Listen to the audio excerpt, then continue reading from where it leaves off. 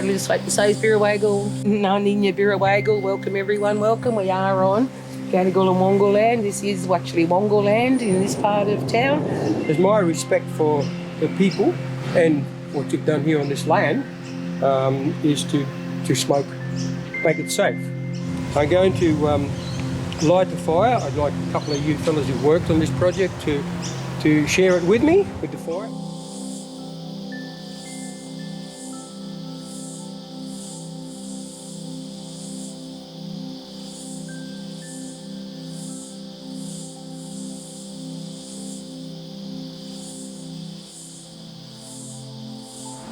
That's it. That's it. Okay. Hey. Grab a leaf and just put your leaf on the fire. The significance about this area down here is it is along a canal. Water was very important to our mob, the Aboriginal community, so we'd often have, you can find there's midden sites down along here, there's places of rest. Anywhere along waterways, which is something we all need, you'll find that it's of high significance to the Aboriginal communities. The waterway has for many years been considered to be the boundary of the Gadigal and the Wangal people. So the fact that we have this Aboriginal artwork at a point where the Greenway shared path is going to tunnel under Longport Street into Summer Hill makes it a very significant spot. And this artwork will greet the many hundreds of people moving up and down on foot or on a bike in this section of the Greenway. The larger project is the Gadigal Wangal Wayfinding project. We're putting in 5 artworks, one in each ward, and each one of those has an Aboriginal perspective behind it and or an Aboriginal artist that have been involved with that work. I come from a graffiti street art background, and down here as well, it's a bit of a testing ground for some of the young and up-and-coming graffiti artists down here. I've known about it since I was a kid, and we used to come down here and paint as well. So it's really nice to revisit it and come back and do something professional. Being Gadigal Reserve, we needed to sort of touch on the Aboriginal culture and the people who are here originally, but it's also working with Aboriginal artists. Me and Tim, we go way back in the 90s. I'm learning a lot from him, from how you do these big walls. This is a big challenge. When I first seen him, I'm going, oh man, I said, I'm a bit nervous, a bit scared. He goes, don't worry, you'll be all right. Yeah. It turns out I'm all right. Yeah, it's very important for me as an Indigenous man to preserve culture as well as supporting here so people can get re-educated about what the original people are, because we're a very ancient and peace-loving race. It's passing on the knowledge to me so then I can teach Indigenous kids that they want to do something like this on a grand scale. If I can do it, they can do it, you know, when it comes down to. So I'm learning a lot from the master. With the dragonfly itself, obviously because they're around here, we wanted to put what is surrounding this area onto the wall.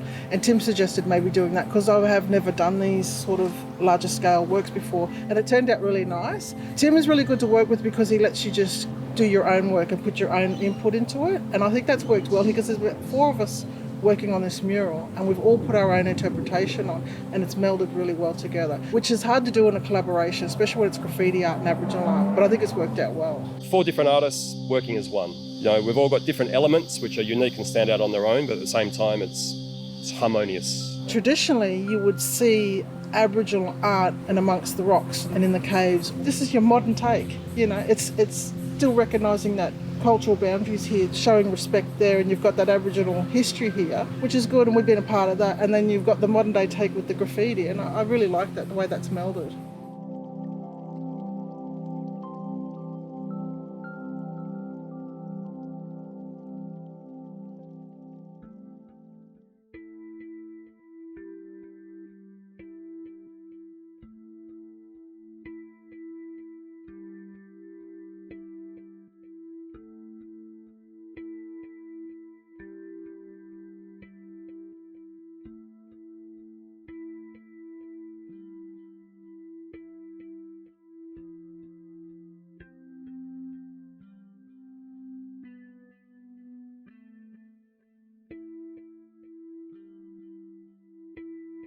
The artworks behind us are our interpretations in the communities about traditional woven fish traps.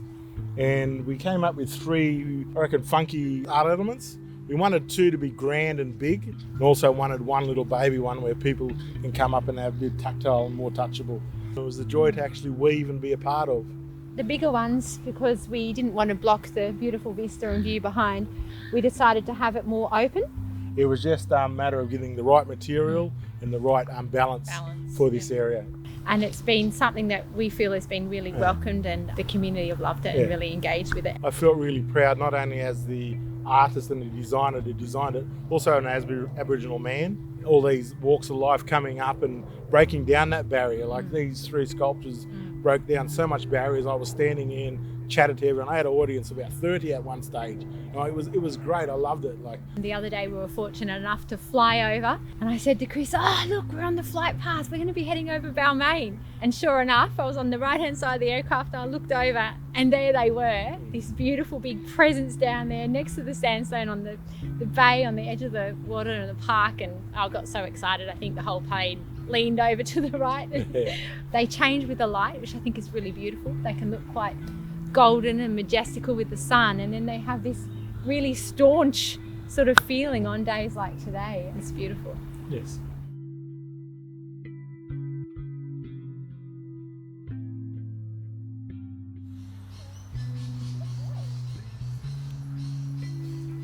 From the outset, it was always important to make a dedicated acknowledgement to the main totem of the Gadigal, which is the grass tree. I wanted to memorialise that, given that we seem to lack memorials for Indigenous culture en masse. And now we have the first dedicated memorial in a sculptural form to the Gadigal.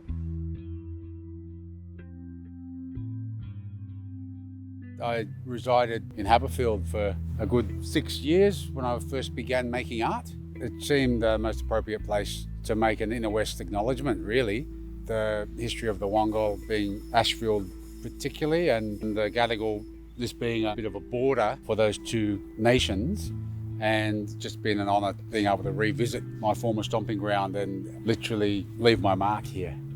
The particular chosen aesthetics for these pieces here really do pay a reflection to the stature of the Gadigal men, in particular the grass tree stalk being used for fishing spears. Of course, we had to make something that was robust and would last for all eternity. The fabulous people at Tilt Design assisted me in achieving this high quality chrome finish. I wanted to have that industrial edge in combination with the cultural tradition being the Gadigal grass tree. That also represents the kind of proud, upright tradition of Aboriginal peoples surviving in this area.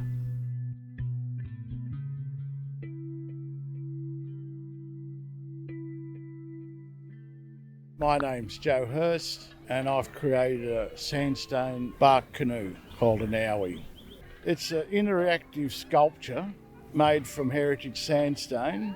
It's not there to look at and gawk at, it's there to use, to get your mobile phone out and take photos of your kids and sit in the sun on it and just enjoy it. This would have been a whopping great big mangrove swamp. We would be standing in mud at the moment. All those hills over there all been quarried for the sandstone. All these ovals are just full of fill. So it would have been drastically different to what it is today. You don't see any 800-year-old trees here. Basically, everything's been cut down.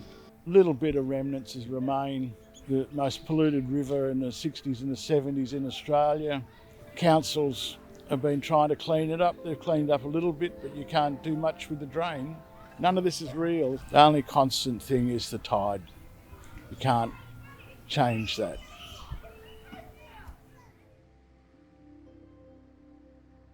I used to come in and play here with my son when he was 5, 6, 7, play in the park over there and throw the frisbee. And Heritage Public Works, off my design, my models, they 3D scanned the models and they digitally carved this on a giant belt saw. And then it was just hand finished by Nick. What I'm coming to understand about placemaking in heritage, growing up in Sydney and growing up in a Greek Australian family, but also moving across to acknowledging and feeling like you can actually contribute something to elevate Indigenous heritage within Australia. It's the most important thing. So we've got too many problematic monuments in Australia, and this one it means a lot, and it's all about wayfinding. So monuments are often just landmarks anyway, somewhere where people meet up, but this is one that actually communicates something bigger.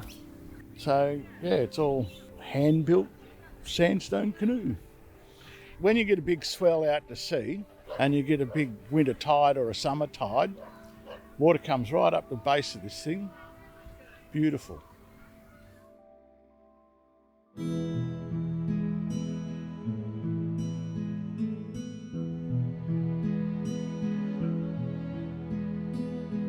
My name's Jasmine Sarin. I am an Aboriginal artist and I'm currently working on the Gadigal Wangal Wayfinding project. I wanted to have something that did not lose its meaning over time. And I think this concept of three, of past, present and future, the land and the sky and the water, kind of kept resonating with me. I'm really excited the fact that the artwork is going to be put in the Camperdown Memorial Rest Park. To be able to have it somewhere where I know a lot of my friends and family frequently visit, and to be able to say, oh, that's Jazz's work, and to be able to engage with that, I'm absolutely swelling with pride to be able to, kind of achieve that, but to also have something in the community that reflects Aboriginal culture, especially in our current climate. So it's been absolutely wonderful. I have the most amazing pieces of art I think I've created so far. I think as an artist, you always have to kind of push the boundaries of how you're working and how you're creating things. I would highly recommend that if you guys get a chance to run something like this again, it'd be fantastic. And anyone who has an opportunity to be a part of a mentorship like this to definitely throw their hand up and take a risk.